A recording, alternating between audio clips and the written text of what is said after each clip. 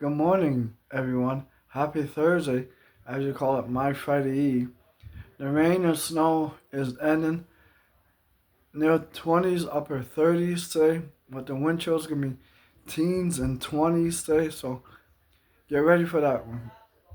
Windy later on this afternoon, going right into this evening, then cold this coming weekend, and then we have some showers on Monday, Tuesday, and Wednesday of early next week.